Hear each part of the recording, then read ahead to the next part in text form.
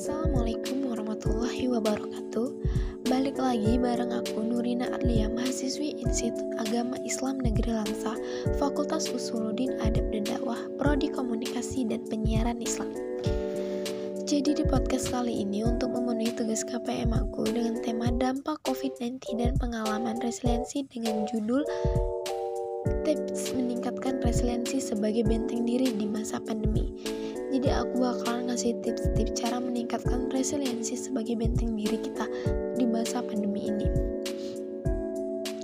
Wabah virus corona COVID-19 secara resmi dinyatakan sebagai pandemi oleh Organisasi Kesehatan Dunia WHO 2020. Wabah ini menjadi penyakit global yang telah menyebar ke setiap negara dan merupakan bencana baru yang belum pernah terjadi sebelumnya dalam sejarah manusia.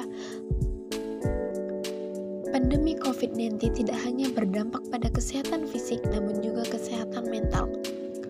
Masyarakat dihadapkan oleh perubahan tatanan kehidupan sosial yang signifikan seperti pembatasan sosial, pemotongan jumlah karyawan, kewajiban bekerja dari rumah, hingga mengajar anak sekolah online. Berbagai hal menyebab banyak orang mengalami permasalahan kesehatan mental seperti peningkatan kecemasan dan stres yang berefek pada perilaku yang tidak produktif. Tidak hanya itu, banyak orang terpaksa untuk beradaptasi dengan realitas baru yang didominasi oleh ketakutan dan penyebaran dan penularan virus. Nah, oleh karena itu, dari kemampuan resiliensi sebagai benteng ketahanan diri ini untuk bertahan di tengah kondisi pandemi global saat ini perlu untuk ditingkatkan. Resiliensi adalah kemampuan individu untuk beradaptasi secara produktif dan efektif sebagai strategi dalam menghadapi kesulitan.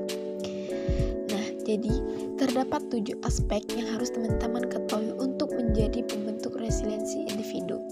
Yaitu yang pertama, regulasi emosi. Regulasi emosi ini merupakan keadaan untuk tetap tenang dan fokus dalam menghadapi dan menyelesaikan masalah. Yang kedua yaitu pengendalian impuls. Pengendalian impuls ini merupakan kemampuan individu dalam mengontrol dorongan, keinginan, dan tekanan yang muncul dari dalam diri individu itu sendiri. Nah, contohnya itu seperti mengontrol diri untuk tidak keluar rumah jika tidak ada kepentingan yang mendesak, membiasakan menggunakan masker saat berpergian, dan menjaga jarak saat berada di tempat umum. Selanjutnya yaitu sikap optimis. Sebagai bentuk keyakinan bahwa individu dapat menyelesaikan masalah dan melewati kondisi yang terberatnya. Selanjutnya itu empati. Empati merupakan kemampuan individu untuk memahami tanda-tanda emosional dan psikologis orang lain. Contohnya yaitu dengan memperhatikan kondisi orang terdekat dan menjaga komunikasi dengan baik. Selanjutnya yaitu kemampuan analisis masalah. Kemampuan analisis masalah ini merupakan kemampuan individu untuk mengidentifikasi penyebab dari permasalahan yang kita hadapi. Selanjutnya itu efikasi diri. Efikasi diri ini merupakan keyakinan bahwa individu mampu memecahkan masalah yang dialami dan mencapai sebuah kesuksesan. Selanjutnya itu peningkatan aspek positif. Kemampuan individu untuk memaknai permasalahan yang dihadapi sebagai kekuatan di masa depan. Contohnya gini teman-teman, dengan adanya work from home, individu memiliki lebih banyak waktu untuk mengeksplorasi kemampuan diri, bakat, serta hobinya yang dapat menjadi sumber penghasilan baru di masa mendatang. Nah, jadi untuk teman-teman yang ingin meningkatkan resiliensi, ini tips-tipsnya guna meningkatkan resiliensi dan mengurangi tekanan stres selama pandemi, yaitu yang perlu kita perhatikan. Pertama, menjaga rutinitas harian. Selanjutnya itu tetap menyempatkan diri melakukan aktivitas fisik, seperti kita tetap melakukan senam di rumah atau melakukan yoga, untuk melakukan senam-senam singkat untuk meningkatkan aktivitas fisik kita itu untuk menjaga imun kita. Nah, selanjutnya itu pilih berita-berita positif.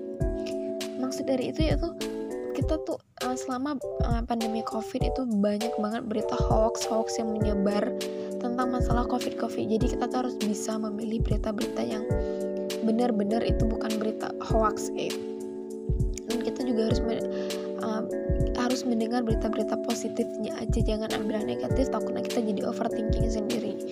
Nah, yaitu selanjutnya stay up to update dan waspada serta patuhi protokol kesehatan. Nah, ini penting banget, kita harus update tentang berita-berita terbaru karena kita tuh kan di dalam rumah terus, nggak boleh keluar rumah. Kalau keluar rumah tetap harus mematuhi protokol kesehatan.